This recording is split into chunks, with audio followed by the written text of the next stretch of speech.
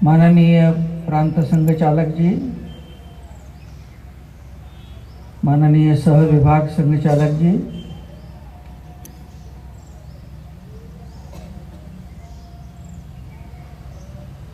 और राष्ट्रीय पुनर्निर्माण की दिशा में समाज जीवन के विविध क्षेत्रों में कार्य करने वाले सभी आत्मीय कार्यकर्ता बहनों तथा भाइयों,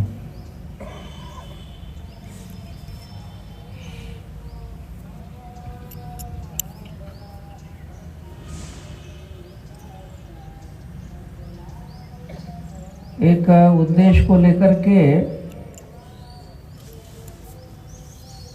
संघ और संघ की प्रेरणा से समाज जीवन के विविध क्षेत्रों में जो समाज परिवर्तन हेतु कार्यों की यात्रा प्रारंभ हुई, तो कार्य करते करते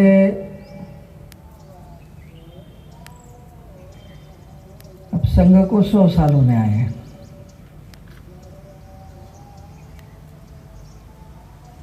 तो ये शताब्दी वर्ष है।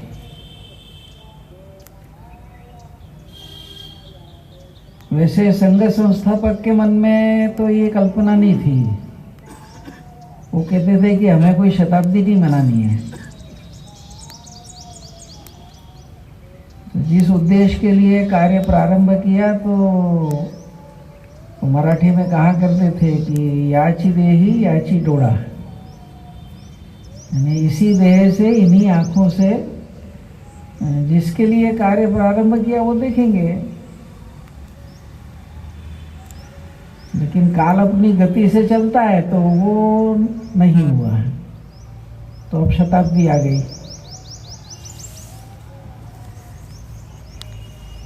तो स्वाभाविक रूप से जिस लक्ष्य को लेकर चले थे, तो उसकी पूर्णता की दिशा के अंदर कुछ थोड़ा मूल्यांकन करना और अधिक तीव्र गति से हम पग बढ़ाएं, ताकि उस दिशा के अंदर लक्ष्य प्राप्ति की ओर बढ़ सके।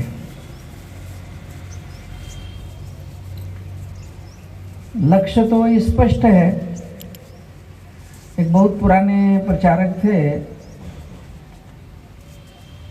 दादाराव परमार्थ उनका नाम था,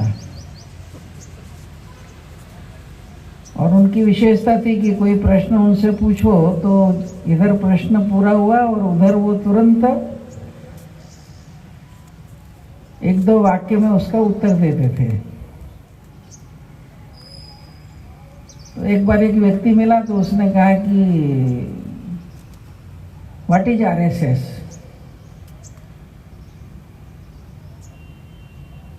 और मुझे बहुत लंबा मत समझाइए आप, ओनली 1 सेंटेंस, एक वाक्य के अंदर आरएसएस क्या बताइए। तो जब उसने कहा कि ओनली 1 सेंटेंस आप मुझे आरएसएस बताइए, तो दादाराव परमार्थ ने एक वाक्य बोला, RSS is an evolution of the life mission of the Hindu nation. RSS क्या है? तो उन्होंने कहा RSS is an evolution. Evolution हम जानते हैं, बीज बोया तो वो बीज को देख के पता नहीं लगता इसमें क्या क्या है, और फिर अंकुरित होता है तो लगता है अच्छा इसमें ये है, फिर और बड़ा हुआ तो ये है, फिर धीरे धीरे पत्ते हैं, पुष्प हैं, फल है। तो आरएसएस क्या? तो बोले इज एन इवोल्यूशन। किसका इवोल्यूशन है? तो बोले आपका लाइफ मिशन, जीवनोद्देश्य। और किसका जीवनोद्देश्य? तो व्यक्ति का या संगठन का नहीं। तो उन्होंने कहा कि वो जो लाइफ मिशन है वो हिंदू नेशन का,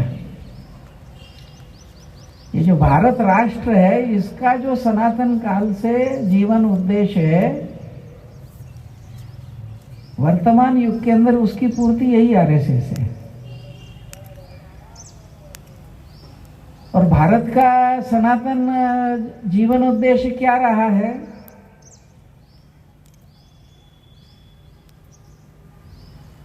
तो विश्व का कल्याण, विश्व की शांति। संपूर्ण विश्व के अंदर सभी का भला हो, यही भारतीय चिंतन हमेशा रहा है।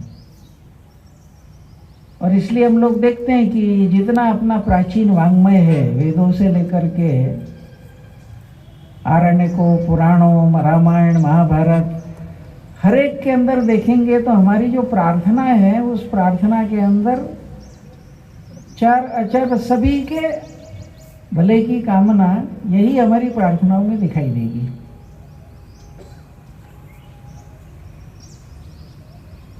लेकिन ये करना है तो उसके लिए जो जरूरी है, तो वो हजारों साल के संघर्ष के परिणाम स्वरूप जो समाज में भी विकृति आई, विघटन आए, और जो एक आदर्श स्वरूप होना चाहिए था समाज का, वो नहीं रहा, तो उसकी स्थापना करना पड़ेगी। और इसलिए संघ के द्वितीय सरसंघ चालक परम पूजनीय गुरु जी का एक बौद्धिक था, उसका शीर्षक ही था कि हिंदू संगठन का जागतिक लक्ष्य। भारत में हिंदू समाज संगठन का संघ काम कर रहा है, लेकिन इसका जो वैश्विक लक्ष्य है, जागतिक लक्ष्य है,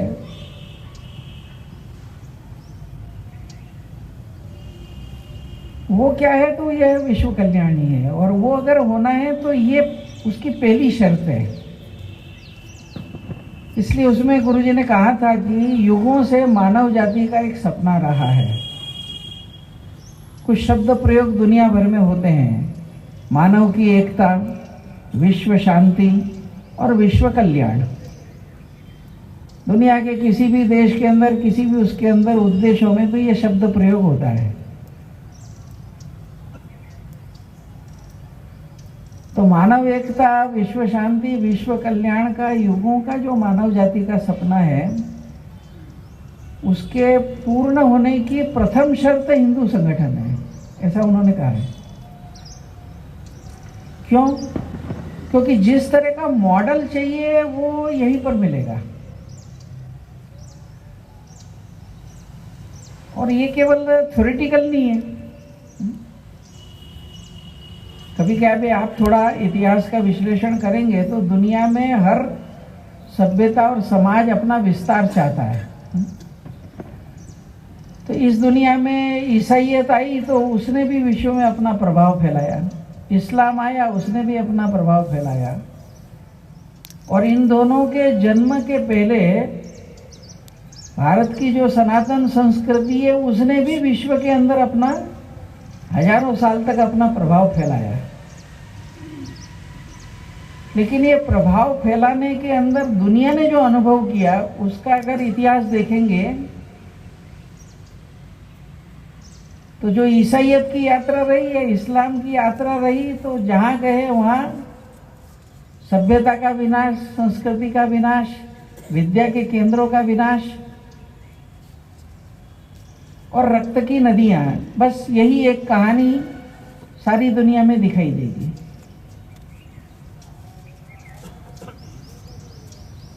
और जब हमारे पूर्वज संपूर्ण विश्व के अंदर सनातन संस्कृति के रूप में एक धारा चली हजारों साल पहले, फिर दूसरी धारा चली तथागत बुद्ध धर्म के संदेश को संपूर्ण विश्व में फैलाने के नाते। और ये जो दोनों धाराएं हैं, तो जहां भी गए वहां किसी का विनाश नहीं किया। जो जहां था उसको वहां से ऊपर उठाया। किसी देश में नग्न रहते थे लोग, तो उनको कपास उगाना सिखाया, कपड़े बुनना सिखाया। कहीं पर शिक्षा नहीं थी तो उनको शिक्षा दी, कला कौशल का विकास हुआ। और इसलिए एक बिल ड्यूरेंट नाम का जो अमेरिका का बहुत बड़ा फिलासफर हुआ अभी वर्तमान युग में, तो उसने शब्द प्रयोग ही किया कि India is mother of us all. Europe की लैंग्वेजेस की ये माता है। क्रिश्चियनिटी ये बौद्ध धर्म की एक प्रतिच्छाया है। बाद में वो चर्चियनिटी में बदल गई, अलग बात है, पर ओरिजिनल जो क्रिश्चियनिटी शुरू में 200-300 साल थी, वो नहीं थी जो आज हम देख रहे हैं। और जितनी आज की डेमोक्रेसी और सब कहते हैं, तो बोले जो रिपब्लिक्स थे पुराने भारत के अंदर, उसके थ्रू आज की सारी डेमोक्रेसी और गवर्नेंस सिस्टम की वो माता है। अनेक रूपों में वो माता है। अंतिम वाक्य उसने कहा, India is mother of us all. तो ऐसी एक विरासत रही है, तो उसको लेकर के और इसको साकार करना है, तो देश को उस प्रकार से खड़ा करना, उसको लेकर अपनी संघ की यात्रा चली। शुरू में तो संघ व्यक्ति निर्माण, और आज भी संघ का मूल काम तो व्यक्ति निर्माण ही है। लेकिन इस लक्ष्य को प्राप्त करने के 2 चरण रहे, एक व्यक्ति निर्माण, दूसरा समाज परिवर्तन। तो व्यक्ति निर्माण की प्रक्रिया में शाखा की पद्धति चलती रही, और जब समाज परिवर्तन की बात आई, तब धीरे धीरे समाज जीवन के भिन्न भिन्न क्षेत्रों के अंदर कार्यों का प्रारंभ हुआ, जिनको आजकल हम विविध क्षेत्र कहते हैं। आप सब जो यहाँ बैठे हैं, तो किसी न किसी संगठन, किसी न किसी उसके माध्यम से समाज जीवन के अंदर हम काम कर रहे हैं। और यही कल्पना थी कि उस क्षेत्र के अंदर भारतीय जो दर्शन है, भारतीय जो जीवन मूल्य है, भारत की जो अपनी शैली है, उसके आधार पर और उस क्षेत्र के अंदर कुछ निर्माण होना चाहिए, उसको लेकर के यात्रा चली। और यात्रा के अंदर धीरे धीरे एक दृष्टि से एक नई दृष्टि देने का प्रयत्न हुआ।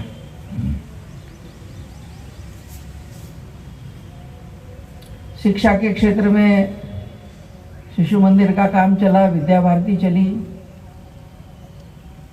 आज जब इतने वर्षों के बाद नई शिक्षा नीति भारत सरकार ने ली, तो आधारभूत जो शिक्षा है, उसका जो संपूर्ण पाठ्यक्रम है, उसका जो दर्शन है, वो एक दृष्टि से विद्या भारती ने एक दीर्घ काल के अंदर जो शिक्षा का दर्शन, शिक्षा की शैली विकसित की थी, उसको एक दृष्टि से सरकार में भी उसकी मान्यता हुई। और अब भारत सरकार भी बच्चे का विकास करना है, तो पंचकोशी शिक्षा की पद्धति की जरूरत है, उसको स्वीकार किया गया। बाहर के लोग भी एक्सेप्ट करते हैं। अजीम जी, प्रेम जी का जो विप्रो फाउंडेशन है, वो शिक्षा में काफी काम करता है। तो थर्ड पार्टी वैल्यूएशन के लिए उनके फाउंडेशन के कुछ विशेषज्ञ उस कमेटी में रखे थे। तो उसके मूल्यांकन के लिए और कहाँ मॉडल है, उसकी जब बातचीत चली, तो उनके जो सारे एक्सपर्ट है, वो प्रत्यक्ष विद्या भारती के जो प्रयोग है, शिशु वाटिका, बाकी के, वहां जाके 1-1, 2-2 दिन रहे। अब वो भी प्रोफेशनली बहुत कुछ करते हैं, स्मार्ट क्लासेज, अनेक प्रकार के प्रयोग। पर वो 2-2 दिन रहने के बाद उन्होंने कहा कि हमारे पास संसाधन बहुत है, लेकिन जो दृष्टि, जो जीवन मूल्य, जो दिशा यहाँ हमको देखने को मिली, तो केवल अनुकूल सरकार है इसलिए नहीं, उस विषय के अंदर सब्सटेंस है, उसके अंदर कुछ है। तो एक दृष्टि से मैंने कहा कि जो एक शिक्षा का दर्शन है, उस दिशा के अंदर शिक्षा को ले जाना, ऐसा हर क्षेत्र में आपको दिखाई देगा।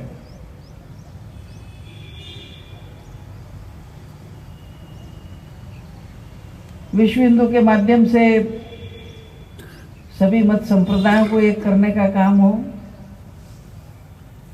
या भारतीय मजदूर संघ ने औद्योगिक क्षेत्र में जो एक दृष्टि है कि भाई मजदूर और मालिक इनका द्वंद्व ही रहेगा, संघर्ष ही रहेगा, उसकी जगह जो भारतीय मजदूर संघ ने विषय रखा कि उद्योग परिवार है। तो अभी अभी G20 हुआ तो उस G20 का नेतृत्व भारतीय मजदूर संघ को मिला था। तो कम्युनिस्ट देशों के मजदूर संगठन और अरेबिक और मुस्लिम कंट्रीज के मजदूर संगठन, इन सबको भी ये विचार एक अभिनव लगा और G20 के अंदर इस उद्योग परिवार कॉन्सेप्ट को एक मान्यता। तो समाज जीवन के ऐसे सभी क्षेत्रों के अंदर एक कार्यों की परंपरा चली है। अभी शताब्दी वर्ष है तो हर संगठन को, प्रत्येक संगठन को, और इस दृष्टि से अपने अपने क्षेत्र के अंदर अपने कार्य की व्याप्ति बढ़ाना, संगठनात्मक दृष्टि से अपने प्रभाव को बढ़ाना, और फिर अगला चरण जो है वह यानी एक कार्यशैली के नाते, जीवन मूल्यों के नाते उस दिशा के अंदर एक समाज परिवर्तन के लिए आगे बढ़ने की आवश्यकता है। और इसलिए आज के इस बौद्धिक वर्ग में आने वाले इस शताब्दी वर्ष में संपूर्ण समाज के अंदर, समाज के सभी व्यक्ति, सभी सामाजिक, धार्मिक, सांस्कृतिक, भिन्न भिन्न प्रकार के जो संगठन हैं, उन सबको साथ लेकर के एक समाज परिवर्तन की जो धारा है उसको तीव्र गति देने हेतु एक 5 बातें संपूर्ण समाज के सामने रखी हैं। सभी विविध क्षेत्र के बंधु अपने अपने संगठन का कार्य करते हुए और इन 5 बातों की दिशा के अंदर आने वाले समय के अंदर हम भिन्न भिन्न प्रकार के कार्यक्रम, उपक्रम और एक तीव्र गति के साथ इस परिवर्तन की धारा को बढ़ाने के लिए हम सब भी चिंतन करें। इस नाते से उस संदर्भ के अंदर कुछ बातें मैं आपके सामने विचार के लिए रखता हूं।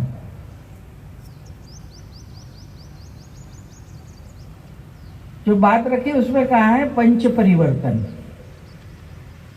जिस प्रकार का एक आदर्श समाज हम चाहते हैं, क्योंकि केवल तत्वज्ञान कहने से तो नहीं चलेगा। तत्वज्ञान बहुत ऊंचा है और व्यवहार बिल्कुल विपरीत है, तो परिणाम तो नहीं निकलेगा उसमें से। तत्वज्ञान तो हमारा है कि भाई आत्मा अमर है, लेकिन अन्य धर्मी थोड़े से मोहल्ले में बढ़ गए तो शेष हिंदू समाज सोचता है कि अब ये रहने लायक जगह नहीं रही। तो आत्मा अमर को मानने वाला है, लेकिन मन के अंदर डर है। ईश्वर कण कण में कहते हैं, लेकिन किसी जाति में पैदा हो गया तो ये छूना नहीं इसको। हर एक में अगर भगवान है, लेकिन व्यवसायों का विचार करेंगे तो ये व्यवसाय ऊंचा है, ये व्यवसाय नीचा है। तो सब में परमात्मा, लेकिन दृष्टि में ऊंच नीच है। अब ये अगर व्यवहार रहा तो फिर विश्व के सामने तो आदर्श नहीं बन सकते।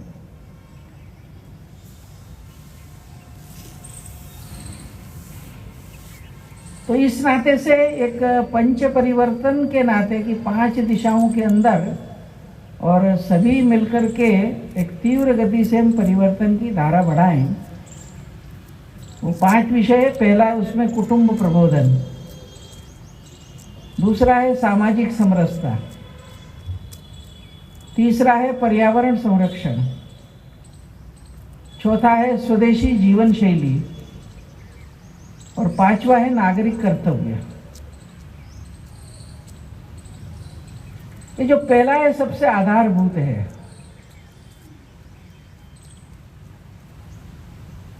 क्योंकि भारतीय चिंतन में जो कहा गया कि दुनिया में विविधता है, और विविधता है तो आपस में संघर्ष होता है।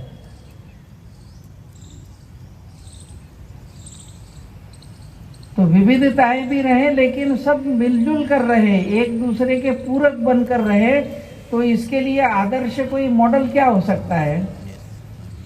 तो प्राचीन काल से हमारे यहाँ कहा गया कि वो मॉडल परिवार का मॉडल है। और इसलिए अपने यहाँ अथर्ववेद में एक मंत्र आता है जिसमें कहते हैं कि परमात्मा ने जब अपने को उत्क्रांत किया, यानी एक इकाई जब बड़ी इकाई में विकसित हुई, तो पहली इकाई थी गार्हपत्य, परिवार। और इस मूल को मान करके भारत की पूरी रचना बनी है। जो हमारे सोचने का तरीका है, उसका थोड़ा आप विश्लेषण करेंगे तो ध्यान में आएगा कि इस परिवार भाव को लेकर ही भारत की सारी नीचे से लेकर ऊपर तक रचना बनी है। इसलिए हमारा परिवार परिवार है।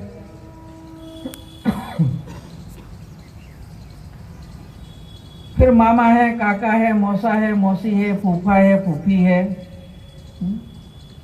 ये सब मिला करके फिर हमारा संयुक्त परिवार है, वो भी परिवार है। फिर अपने यहाँ गोत्र चलते हैं तो एक गोत्र की कुल परंपरा है। तो हमारे यहाँ कहा गया कि कुल भी एक परिवार है।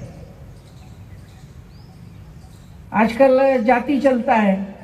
पुराने समय में तो जाति वास्तव में व्यवसाय थे, वो व्यवसाय कर्मणा थे, आगे चल के वो जन्मना जाति में कन्वर्ट हो गया। तो जाति वो भी एक परिवार है। फिर एक गांव है, उसमें अनेक कुल और ये रहते हैं, तो गांव भी एक परिवार कॉन्सेप्ट रहा हमारे यहाँ। नगर भी एक परिवार है, समाज भी एक परिवार है, देश भी एक परिवार है। और इसको आगे बढ़ाते बढ़ाते संपूर्ण वसुधा का विचार किया, पृथ्वी का विचार किया, तो उसके लिए भी जो उदाहरण दिया तो कहा वसुधैव कुटुंबकम। कोई दूसरा उदाहरण नहीं दिया हमने कि कुटुंबकम, दुनिया एक परिवार है। और केवल मनुष्यों के लिए नहीं, तो अन्य के साथ भी जो संबंध स्थापित किए, तो वहां भी इस परिवारवाद को ही रखा। हम सबके घर के अंदर वो बिल्ली आती है तो दूध पी जाती है, उसके लिए शब्द प्रयोग प्रचलित हो गया, बिल्ली मौसी। भगवान जाने कब मौसी बनी थी। अब ये मौसी शब्द जो है ये पारिवारिक संज्ञा है, तो वो तो पशु है, लेकिन उसके साथ जो रिलेट किया तो बिल्ली मौसी हो गई, चंदा मामा हो गया, सूरज दादा हो गया, नदियां हैं तो वो माता हो गई, गंगा मैया, नर्मदा मैया। जबलपुर से तो नर्मदा निकलती है, तो सभी नदियां ये मैया हो गई। तुलसी माता हो गई, गाय माता हो गई। यानी सृष्टि के अंदर पशु पक्षी पेड़ पौधे कुछ भी हैं, उनको जो संज्ञा दी हमारे लोगों ने, वो पारिवारिक संज्ञा दी।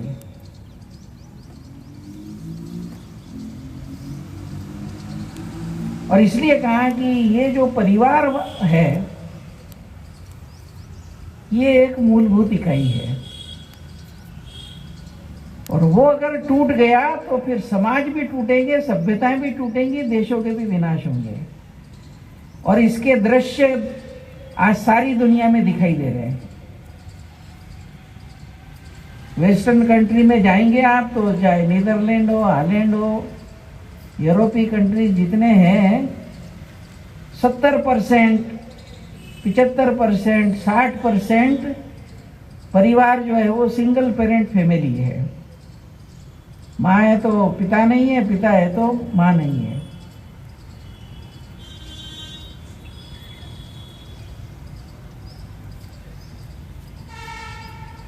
जब परिवार नहीं रहता है तो अभी कहते विवाह नहीं करना, विवाह किया तो बच्चे नहीं होना। शुरू में तो चलता है, लेकिन जब उम्र बढ़ती है तब फ्रस्ट्रेशन आता है। मैं अभी जापान गया था तो टेक्नोलॉजी वगैरह में बड़ा होगा, लेकिन जापानी समाज के भविष्य के बारे में वहाँ प्रमुख लोग बहुत चिंतित है। युवा पीढ़ी में फ्रस्ट्रेशन आ रहा है, कुछ समझ में नहीं आता। अचानक 15-15, 20-20 युवक बैठते हैं और पॉइजन पी करके सुसाइड कर लेते हैं। तो परिवार का टूटन होना ये केवल एक उसका नुकसान नहीं है, कुछ ही वर्षों के अंदर समाजों और सभ्यताओं का भी लोप हो जाना। तो उस तुलना के अंदर हमारी जो परिवार व्यवस्था आज भी भारत में वेस्टर्न सिविलाइजेशन आक्रमण की प्रक्रिया में आज भी जिंदा है। कुछ इसको पुनर्जीवित करने की दृष्टि से और भिन्न भिन्न प्रकार के हमको, ये सभी का काम है, ये किसी एक व्यक्ति या संगठन का काम नहीं है। इस दिशा के अंदर आज विचार करने की आवश्यकता है। 1990 में जब डॉक्टर एडगेवार जी की 89 में जन्म शताब्दी बनी थी, तो इंग्लैंड में HSS करके काम चलता है, हिंदू स्वयंसेवक संघ।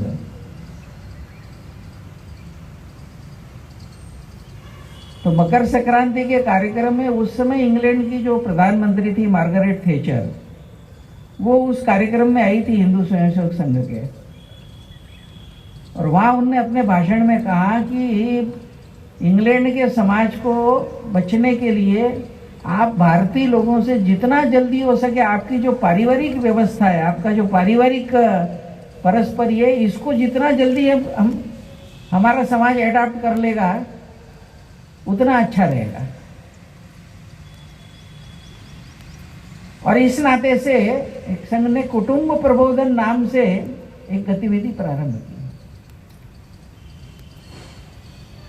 ये एक ऐसा विषय कि हरेक को अपने अपने घर से प्रारंभ करके अपनी अपनी बस्ती, अपनी अपनी कॉलोनी, अपने अपने अपार्टमेंट, इसके अंदर इसको आगे बढ़ाने की जरूरत है।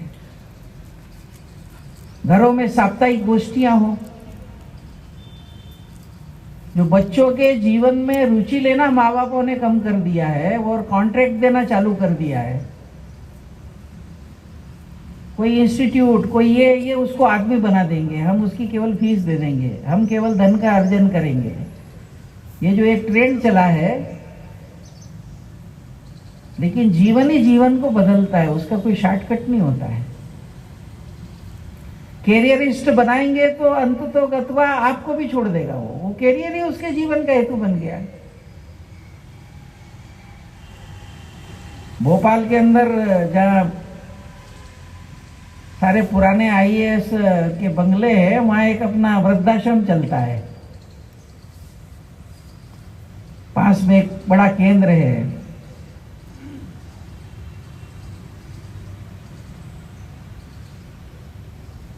तो ACS से पोस्ट से रिटायर हुआ है, बड़ा भारी बंगला उनका। वो वहां एक कार्यकर्ता को बोला कि वो वृद्धाश्रम में एक कमरा मुझे मिल सकता है क्या? बोला आपके पास तो इतना बड़ा बंगला है। बोले बंगला है लेकिन मैं अकेला हूं। लड़के विदेश में, कोई आना नहीं चाहता, कोई है नहीं। वहां रहूंगा तो कम से कम कुछ लोग तो रहेंगे साथ में।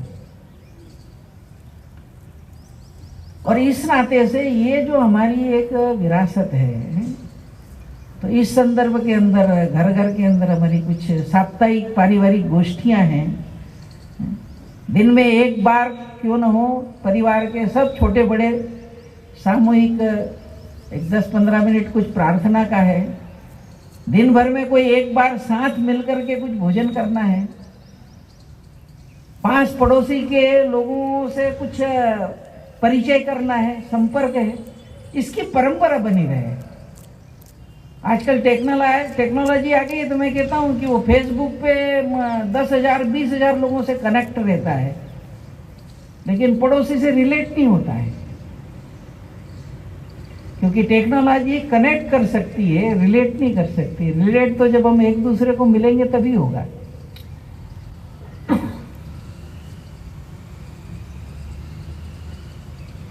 और इस नाते से, और दूसरी एक बात है कि परिवार ये हमारे यहाँ समग्र परिवर्तन का वाहक था। पहले हर परिवार के अंदर 5 यज्ञ कहते थे कि 5 यज्ञ हर एक ने करना है।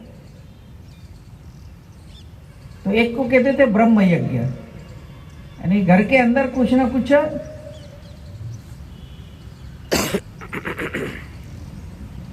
आध्यात्मिक चिंतन होना चाहिए, कुछ ना कुछ बात होनी चाहिए। दूसरा देव यज्ञ कहते थे, उपासना होनी चाहिए, आरती है, पूजा, कुछ ना कुछ। तीसरा पितृ यज्ञ कहते थे, अपने जो पूर्वज हैं, महापुरुष हैं, उनका बच्चों को उसका प्रतिदिन कुछ ना कुछ करना चाहिए। एक नर यज्ञ कहते थे, हर घर के अंदर भोजन करने के पहले बाहर आके देखते थे कोई भूखा तो नहीं है, अनजान आदमी भी होगा तो भोजन का टाइम है तो आइए भोजन करिए।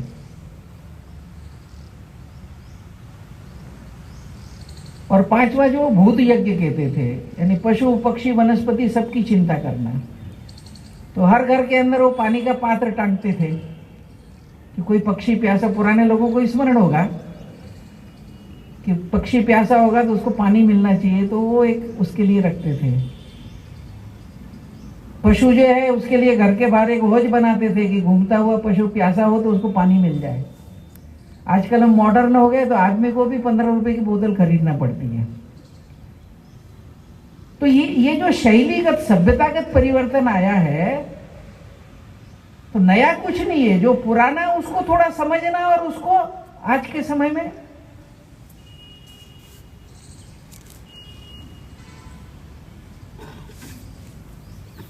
भोजन करते समय रोटी निकालते थे। तो कुल मिलाकर कहने का तात्पर्य है, अब ठीक है वैसा का वैसा आज रचनाएं बदल गई हैं, शहर में रहते हैं तो, लेकिन वो जो भाव है उसको पकड़कर प्रतिदिन कुछ ना कुछ समाज हितार्थ, लोक हितार्थ, जहां जहां जरूरी है 50 प्रकार के सेवा के काम चलते हैं। मैं प्रतिदिन कुछ ना कुछ राशि, कुछ ना कुछ ये निकालूंगा, और हर घर अगर उसको अपना ले तो देखेंगे कि एक वायुमंडल के अंदर परिवर्तन आ जाएगा, अपने अपार्टमेंट में परिवर्तन आ जाएगा, कॉलोनी में परिवर्तन आ जाएगा, अपने घर के स्वयं के वातावरण में परिवर्तन आ जाएगा। तो इस नाते से यह एक विषय है,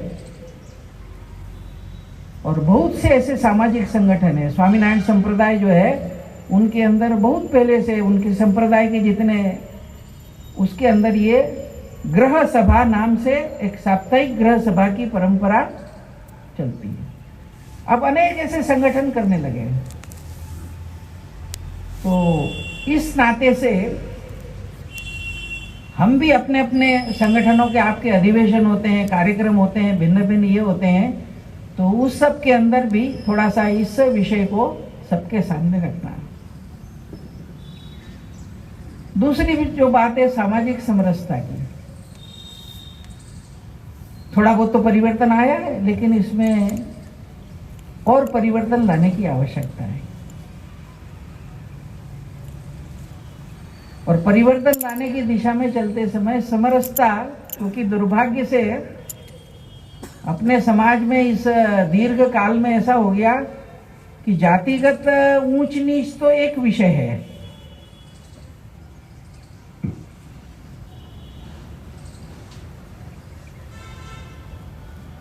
और जो विचित्र मानसिकता बन गई। मजाक में मैं कभी कभी कहता हूं कि आजकल थोड़ा संपन्न आदमी हो जाता है तो कुत्ता पालने का शौक होता है, और अच्छा कीमती से कीमती कुत्ता लाएंगे और इतनी चिंता करेंगे उसकी, सुबह घुमाने ले जाएंगे,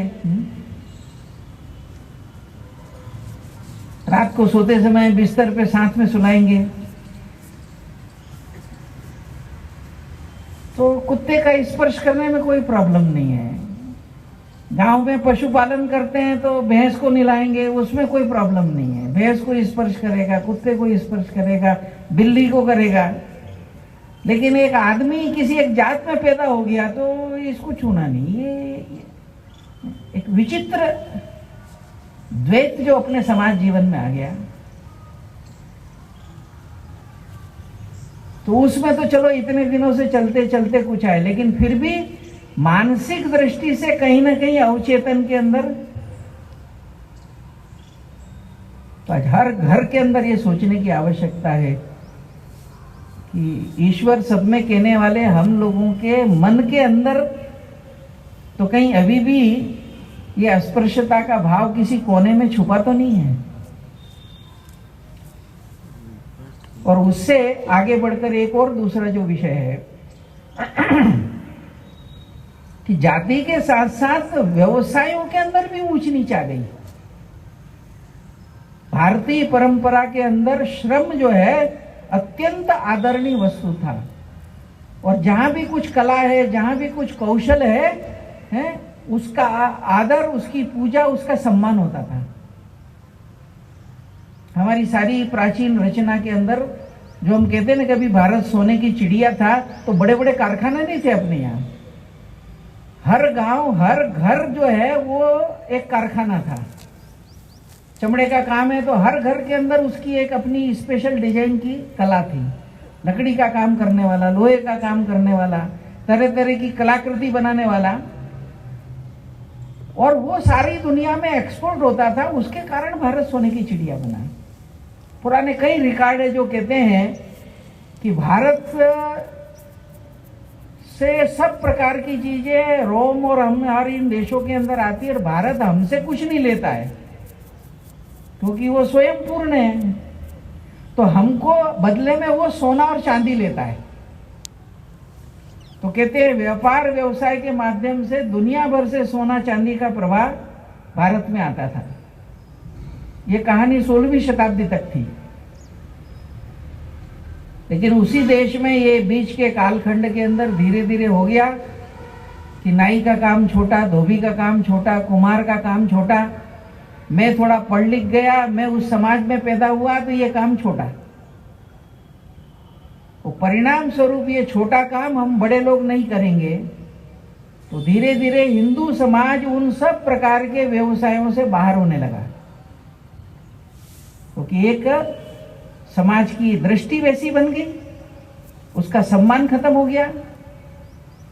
तो वैक्यूम तो कहीं रहता नहीं है, तो फिर अन्य लोग प्रवेश करते हैं। और इसलिए अजीब विरोधाभास आपको देश भर में दिखेगा कि बड़ी श्रद्धा से आप तीर्थ क्षेत्र में जा रहे हैं, भगवान का पूजन अर्चन कर रहे हैं बड़े भक्ति भाव से, भीड़ लगी हुई है, लेकिन बाहर जितना फूल बेचने वाला है वो हिंदू नहीं है, फल बेचने वाला है वो हिंदू नहीं है, कारीगरी करने वाला है वो हिंदू नहीं है। श्रद्धा आपकी है, और उस श्रद्धा की पूर्ति में करने वाले जितने सारे काम है वो अन्य धर्मी कर रहा है। क्यों? यह काम छोटा है। पहाड़ों में कहते हैं कहीं कुछ नहीं था, डेमोग्राफी बदल रही है।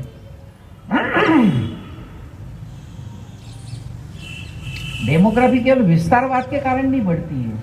बहुत बड़ा कारण यह है कि समाज जीवन में जिसकी जरूरत है, लेकिन उन कामों को हिंदू समाज नहीं कर रहा है, उसकी जरूरत है, इसलिए वो लेके आते हैं। इसलिए जगह जगह दिखाई देता है कि बांग्लादेशी आ गया, रोहिंग्या आ गया। तो ये समरसता का विषय केवल जातिगत ऊंच नीच का मात्र नहीं है, ये डेमोग्राफिक चेंज करने के लिए व्यवसायों में भी जो ऊंच नीच है इसको खत्म करने की जरूरत है। और जो भी हमारे यहाँ पर कारीगरी करने वाले हैं, बाकी करने वाले, उन व्यवसायों के बारे में, उन कामों के बारे में समाज में एक सामाजिक सम्मान का स्थान खड़ा हो। मुझे लगता है उस दृष्टि से विविध क्षेत्र के लोगों ने अपने अपने उसके अंदर ऐसे, और कारीगरों का सम्मान, इस तरह के कुछ कार्यक्रमों की आयोजना, तो समाज के अंदर, तो इस नाते से यह जो एक समरसता का विषय है, इसको भी थोड़ा समझने की जरूरत है। तीसरी बात, तो आजकल बड़ा फैशन चल पड़ा है, एनवायरनमेंट प्रोटेक्शन, तरह तरह के एनजीओ बने हैं।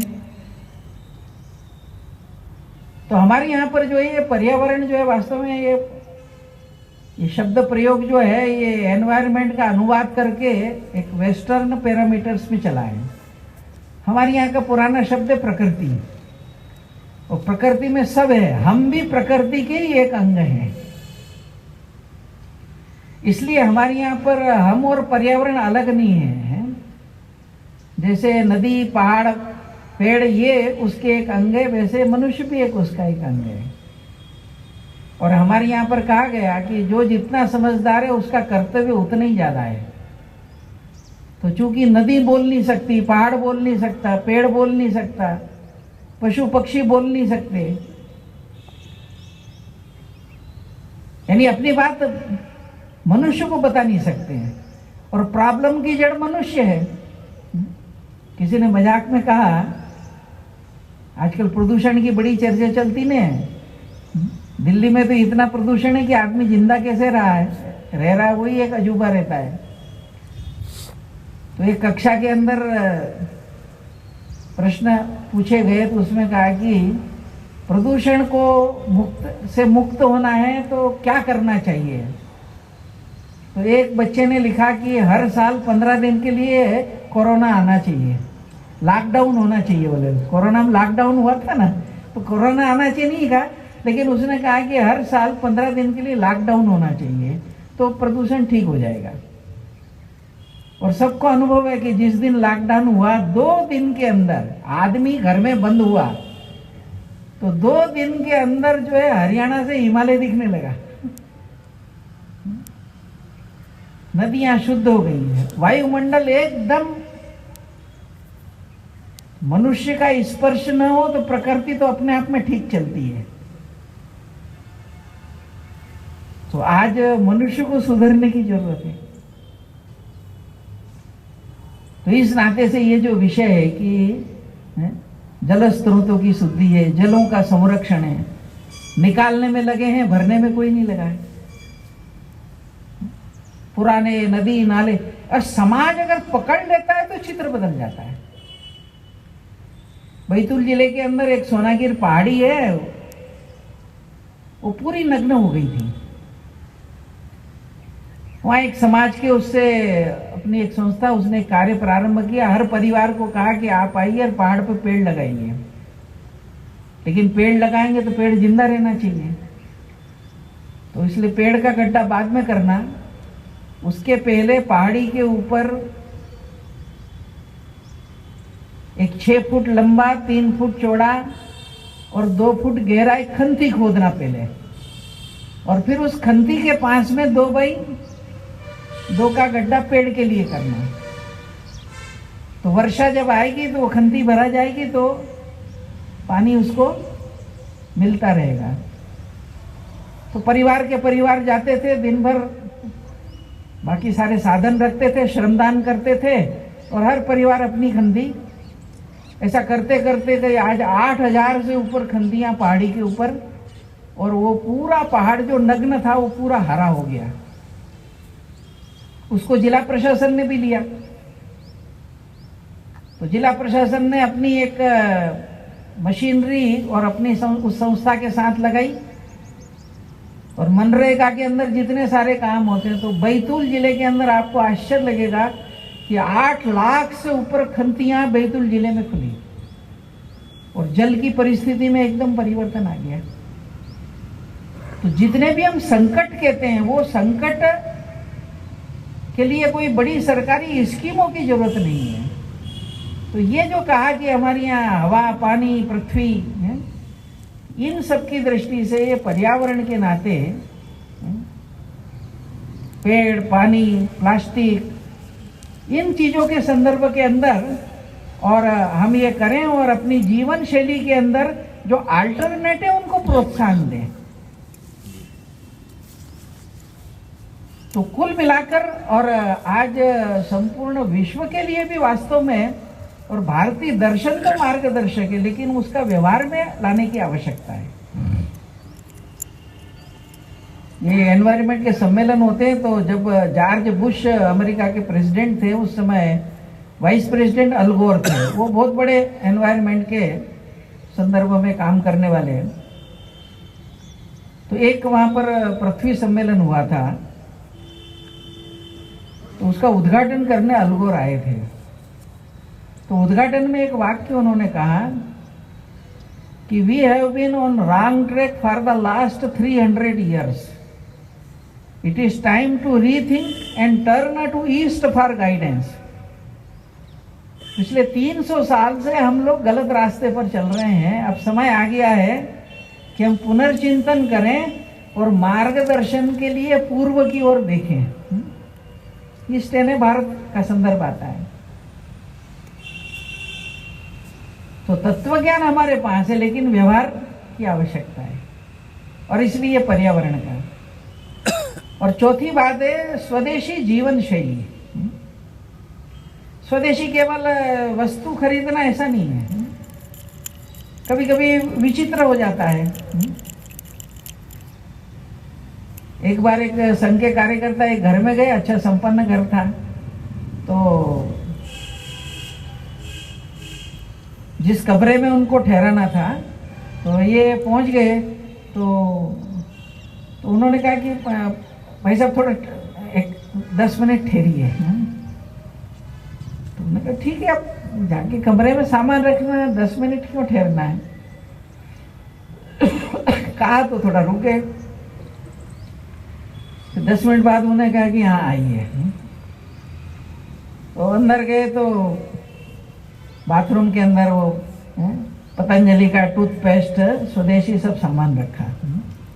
लेकिन वो जल्दी जल्दी बदल किए होंगे, तो थोड़ा कोलगेट और कुछ अन्य चीजें जो है वो कहीं कोने में रह गई। तो भाई साहब आए हैं तो स्वदेशी हैं, हम कार्यकर्ता हैं, स्वयंसेवक हैं, पर अब क्या करें, घर के अंदर पत्नी नहीं मानती, बच्चे नहीं मानते, ये नहीं मानते। मजाक में मैं कहता हूँ, भाषण तो देते हो सारी दुनिया को सुधारने का, संपूर्ण समाज परिवर्तन के लिए मैं काम कर रहा हूँ, और 25 साल में घर को नहीं बदल पाते अपन। तो छोटी छोटी बातें हैं, लेकिन तो स्वदेशी जीवन शैली में कुछ परंपराएं थोड़ी सी बढ़ाना। कोरोना के अंदर आप देखिए ना, सारा पाक शास्त्र फिर से पुनर्जीवित हो गया है। सब तरह तरह के आइटम जो कभी घरों में बनते थे, वो सबका अभ्यास फिर से हो गया। खर्चे कम हो गए। तो कुल मिलाकर, और एक सरसंघ चालक जी 6 शब्दों का प्रयोग करते हैं स्वदेशी जीवन शैली में। तो एक भाषा, घर में ठीक है अंग्रेजी पढ़े वगैरह, लेकिन घर के अंदर अपनी मातृभाषा के अंदर बातचीत करना। दूसरा है भूषा, पहनावा हमारा। तो भाषा है, भूषा है, भोजन है, भजन, कुछ ना कुछ जो मैंने कहा परंपरा रहे, भ्रमण। कभी कभार ठीक है प्रकृति का आनंद लेने के लिए जाना, लेकिन हमारे यहाँ भ्रमण करना है तो कहते हैं ना, तीर्थ क्षेत्र में कहीं ले जाते थे। बच्चा जब जन्म लेता था तो पहली बार जब घर से निकालते थे तो देवालय ले जाते थे। तो ये हमारी भाषा है, भूषा है, भोजन है, भजन है, भ्रमण है। तो कुल मिलाकर एक दृष्टि से ये एक स्वदेशी जीवन शैली के अंदर चीजों को थोड़ा प्रोत्साहित करना। छोटे छोटे जो स्वदेशी के पुराने समय के अंदर हमारा जो था ना, कि जो हमारी आवश्यकता पूर्ति है वो आजू बाजू से कर लेते थे। वो आजकल सेंट्रलाइज्ड उत्पादन होता है, तो लंबे समय रखना है तो पैकेजिंग का खर्चा, फिर ट्रांसपोर्टेशन का खर्चा, फिर आपको देना है तो विज्ञापन का खर्चा। वो करते करते कंटेंट तो कम रहता है, बाकी जो है तो कुल मिलाकर और छोटे छोटे उसके अंदर थोड़ी उसकी गुणवत्ता बढ़ जाए तो बहुत हाई कोई ऐसी चीज, टेक्नोलॉजी की चीजें अलग बात है, पर रोज जीवन की जो सामान्य चीजें हैं तो एक दृष्टि से इस प्रकार से एक स्वदेशी जीवन शैली को अगर बढ़ाना है तो हम जीवन के अंदर चलो कुछ प्रारंभ कर सकते हैं क्या, कि भाई कुछ चीजें कम से कम ये लोकल उत्पादक है वो करेंगे और उनको थोड़ा अपग्रेडेशन के लिए प्रयत्न करेंगे। मुझे लगता है छोटे छोटे प्रयोग अगर प्रारंभ होते हैं तो ये एक स्वदेशी जीवन शैली वाला एक विषय है। और अंतिम जो सबसे ज़्यादा महत्वपूर्ण है वो है ना नागरिक कर्तव्य, सिविक सेंस। कुल मिलाकर जो मैंने कहा कि हमारे पुराने समय में तो था ये, महाभारत वगैरह में वर्णन आता है कि भाई जो सभा है यानी सामूहिक रूप से जब हम बैठते हैं तो सभा है, सभा में बैठने का हक किसको है, अधिकार किसको है, तो कहते थे कि जो सभ्य है वो सभा में बैठने लायक है।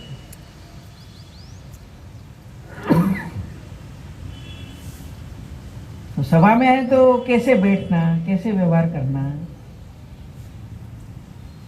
तो पुराने समय का सबको स्मरण है कि मेरे को थकान है तो मैं ऐसे टांग फैला करके मानो बैठा हूं, अचानक घर के बुजुर्ग आ गए तो तुरंत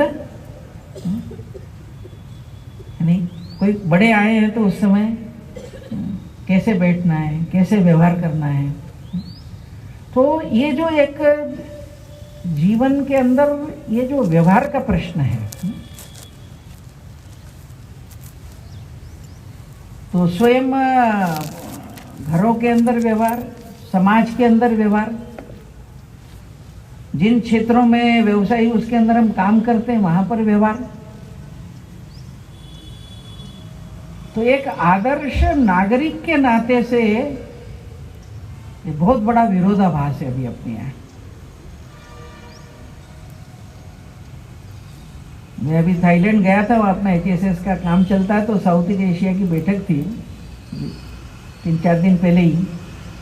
तो वहाँ बताया कि आप वो सब अपने से प्रभावित रहे हैं, अपने भारत को गुरु मानते हैं, भारत का कोई आए तो बड़े श्रद्धा से देखते हैं, लेकिन जितने साउथ ईस्ट एशिया के देशों में आप जाओगे तो आपको लगेगा कि समाज जीवन के अंदर एक तरह से वो जो नागरिकता के भाव है वो एक तरह से रच बस गए हैं।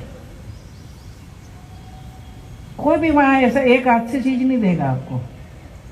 आप एयरपोर्ट पे जाइए, बस में जाइए, कहीं जाइए, टिकट या बचा हुआ पैसा आपको देगा तो ऐसे दोनों हाथ करके देगा, वो लेगा तो दोनों हाथ करके लेगा, प्रणाम करेगा तो बड़े आदर श्रद्धा के साथ। आजकल हमारे यहाँ तो लड़के थोड़ा निभाने के लिए पैर भी छूना है तो वो घुटने के ऊपर ही हाथ करके खड़ा हो जाता है, कमर का कहीं ये ना हो। तो ये जिसको कहते हैं ना एटिकेट, वो धीरे धीरे ऐसा हो गया। बच्चे को सफाई का तो उधर बचपन से ही इतना वो करेंगे, आपको कहीं कुछ सड़क पे निकलेंगे आप तो हार्न सुनाई नहीं देगा, और अपने यहाँ तो बिना हार्न के गाड़ी चलना ही नहीं होता है। हार्न केवल तभी बचेगा जब आपके आगे चलने वाला कोई गलती करता है उसने रॉन्ग साइड कुछ किया या कोई गलती की तो कोई हल्का हार्न बजाएगा। अगर हार्न अगर कोई बजाता है तो असभ्य मानेंगे उसको। तो मुझे कोई कह रहा था कि अभी कुछ दिन पहले ही बोले एक बस के अंदर जा रहे थे, अब जाएंगे तो बातचीत जब करेंगे तो थोड़ा आवाज थोड़ी नीची रहती है। हमारे यहाँ के लोगों की आदत है कि जोर जोर से आजू बाजू को चाहे जो हो। तो ड्राइवर जो था उसने 1 बार टोका, 2 बार टोका, 3 बार टोका, लेकिन माने ही नहीं हो। तो फिर उसने बस रोक दी, उन्होंने उतार दिया उन्हें कि आप उतर जाइए यहाँ से। तो ये जो नागरिक कर्तव्य का विषय है, लाल लाइट है तो उन्होंने कहा ठीक है, कोई देख नहीं रहा है तो चलो। कुछ कुछ जगह तो बड़ा विचित्र दृश्य आता था। एक जगह मैं गया शहर में, तो वो लाल लाइट तो कुछ असर ही नहीं करती है, तो क्या करना, तो पुलिस वालों ने वो जो दो डंडे रहते हैं, जब लाल लाइट होती तो एक रस्सी लगा रखी थी, तो जैसे ही लाल लाइट होती थी तो एक खड़ा रहता था वहाँ पे, वो रस्सी एकदम तान लेता था। तो अब आप की मोटरसाइकिल आगे नहीं जा सकती थी। तो हमने कहा जैसे जानवर को रोकने के लिए रस्से की जरूरत रहती है ना, तो हमने कहा व्यक्ति को लगना चाहिए कि भाई मेरे लिए लाइट की जरूरत पड़े, मेरे लिए रस्से की जरूरत पड़ी है, मेरे मनुष्य होने का अपमान है। हमको नागरिक कर्तव्य के नाते काम करने के लिए टोकने वाला, दंड देने वाला, ऑब्जर्व करने वाला, काम करने के मामले में भी ऑफिस में काम करना तो एक सुपरवाइजर चाहिए ऊपर, क्यों, कहीं काम चोरी ना करे। तो सुपरवाइजर रखने की जरूरत पड़े, इसका मतलब है कि कहीं ना कहीं जो हो उसकी एक कमी है। तो हम कहते हैं ना कि भाई ठीक है, संघ के अंदर कुछ बातें इतने वर्षों में हमने अपनी या अपने भी संगठनों में पैदा की कि बिना किसी स्वार्थ के, बिना किसी निस्वार्थ भाव के समय देना समाज के लिए, बाकी करना, अनेक सारी परिवर्तन की प्रक्रिया हमने बढ़ाई है। अब समय आ गया है कि इस आने वाले समय के अंदर एक समाज के नाते हमारा समाज, ये सिविक सेंस जो है, सड़कों पे चलते समय, बाकी करते समय, अभी स्वच्छता का देश भर में एक मूवमेंट लिया, 8-9 साल लगातार आग्रह करते करते कुछ परिणाम तो दिखने लगे। इंदौर शहर पिछले 6-7 वर्षों से नंबर 1 आ रहा है। नंबर 1 आने के नाते कहो, कुछ भी कहो, लेकिन शहर के समाज ने कुछ चीजें एडॉप्ट कर ली, तो परिणाम स्वरूप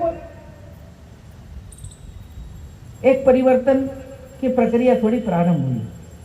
ऐसे स्वच्छता का विषय है, भिन्न भिन्न प्रकार का, जैसे मैंने कहा कि जल का विषय है, शुद्धता का विषय आदि तो है ही। और कुल मिलाकर कहीं भी कोई देखे या न देखे, लेकिन हमारे यहाँ पुराने जमाने में कहते थे नहीं भाई ईश्वर देख रहा है, तो रात के आधे अंधेरे के अंदर भी कोई आदमी गलती नहीं करता था, इसलिए नहीं कि कोई नहीं देख रहा है। पराया धन मिट्टी है तो सोना भी पड़ा रहता था। तो आज से 100 साल पहले आप देखते थे कि गांव में ऐसे लोग रहते थे, सोना भी पड़ा है तो हाथ नहीं लगाते थे उसको, ये मिट्टी है, हमारा कुछ नहीं कहना है। लेकिन वैल्यू जब चले जाते हैं तो हमारे यहाँ उसी को कहते थे भाई धर्मयुक्त व्यवहार, या नहीं नागरिक कर्तव्य है, भारतीय भाषा में समझना होता है। नियम से चलना ये धर्म है। तो इस नाते से यह एक विषय है, उसको समझने की आवश्यकता है बहुत। एक छोटा उदाहरण एक दो देके मैं समाप्त करूंगा। तो हम सब ने भगिनी निवेदिता का नाम सुना है। इनका जन्म तो इंग्लैंड में हुआ था, मार्गरेट नोबल नाम था उनका। और सत्य की खोज की एक यात्रा थी। उसी समय स्वामी विवेकानंद जी का वो अमेरिका में दिग्विजय करने के बाद में इंग्लैंड में उनका प्रवास था।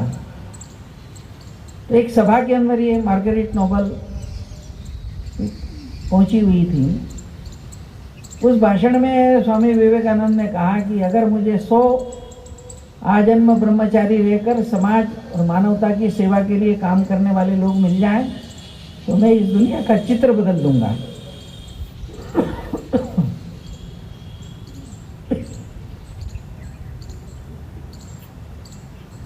तो भाषण पूरा होने के बाद वो मार्गरेट नोबल उनके पास आई और उन्होंने कहा कि आपने भाषण में कहा कि 100 लोग आपको मिल जाए तो आप दुनिया का चित्र बदल देंगे। मैं ये तो नहीं जानती बाकी 99 कहाँ से आएंगे, लेकिन 100 में से एक मैं अपने को। और वो स्वामी जी की शिष्या बनी, भारत में आई, संन्यास लिया और भारतीय स्वाधीनता के अंदर कितने ही आयामों के अंदर उन्होंने और परिवर्तन के काम किए। और भगिनी निवेदिता उनका नाम हुआ। भगिनी निवेदिता ने रविन्द्रनाथ टैगोर को प्रेरित किया। भगिनी निवेदिता ने वंदे मातरम जो गीत हम गाते हैं उसके रचनाकार बंकिम चंद्र चट्टोपाध्याय, उनको उन्होंने प्रेरित किया। जेसी बोस जिन्होंने पौधों में जीवन है कहा, संकट काल के अंदर वो उनके साथ खड़ी रही। लड़कियों को शिक्षा नहीं दी जाती थी तो कलकत्ता के अंदर लड़कियों का विद्यालय पहला उनने प्रारंभ कराया। और इसलिए चाहे क्रांतिकारी हो, चाहे राजनीतिक नेता हो, चाहे हर फील्ड के अंदर उन्होंने एक बड़ा योगदान दिया। तो एक बार एक ने उनसे पूछा कि आपने तो भारत को भी बहुत गहराई से समझा और यूरोप में तो आप जन्म लिया, तो यूरोप को आप जानती हैं, तो यूरोप और भारत में अंतर क्या है? तो उन्होंने बड़े सरल ढंग से बताया। बोले देखो ऐसा है कि एक ही परमात्मा तत्व इस सृष्टि में व्याप्त है, जड़ में, चेतन में, पौधे में, पक्षी में, पशु में, मनुष्य में, रेत में, पहाड़ में, हर जगह परमात्मा है। ये जो इतना ऊंचा तत्व ज्ञान है, आत्मा और परमात्मा ये अलग नहीं है, एक है। ये ऊंचा तत्व ज्ञान भारत में गांव का अनपढ़ से अनपढ़ आदमी भी जानता है। जो शंकराचार्य को ज्ञान है वो गांव के अनपढ़ आदमी को भी है। शंकराचार्य कहते हैं ब्रह्म जीवई पर ना पर रहा, ब्रह्म और जीव जो है अलग नहीं है। और हमारे गांव का बिना पढ़ा आदमी भी कहता है भैया आत्मा और परमात्मा एक ही है। जो आत्मा वो परमात्मा। ये ऊंचा तत्व ज्ञान भारत का अनपढ़ से अनपढ़ आदमी जानता है और यूरोप में बड़े से बड़े विद्वान को बोले ये समझाना कठिन है। और दूसरी ओर केला खाने के बाद छिलका कहीं भी नहीं फेंकना चाहिए, पान खाने के बाद कहीं भी थूकना नहीं चाहिए, अपना घर का कचरा निकाल के दूसरे के यहाँ नहीं डालना चाहिए, दूसरे को तकलीफ हो ऐसा कुछ नहीं करना चाहिए। इसको यूरोप का अनपढ़ से अनपढ़ आदमी भी समझता है और भारत में बड़े से बड़े विद्वान को भी समझाना कठिन है। बोले ये है नागरिक कर्तव्य। तो ये जो सिविक सेंस है ये अगर एक आ जाए तो बाकी तो हमारा तत्व ज्ञान और सब कुछ हमारे पास कोई कमी नहीं है। और इस नाते से इस आने वाले समय के अंदर जो भाषण तो बहुत रहे अपने भारत विश्व गुरु, लेकिन उसको साकार करना है तो उसकी प्रथम शर्त है उस तरह का ये समाज बनना। और इसलिए आने वाले समय के अंदर ये पंच परिवर्तन की दिशा के अंदर अपनी अपनी क्षमता, अपने अपने संगठन, इनके द्वारा हम लोग इसकी धारा को थोड़ा आगे बढ़ाने के लिए प्रयत्न करें और सब मिलकर देश जब होगा जबलपुर को कम से कम उस दिशा के अंदर आगे बढ़ाने के लिए हम एक मॉडल बनाएं, उस दिशा में हम सब सोचें। इतना ही निवेदन करते हुए मैं अपनी बात पूरी करता हूँ।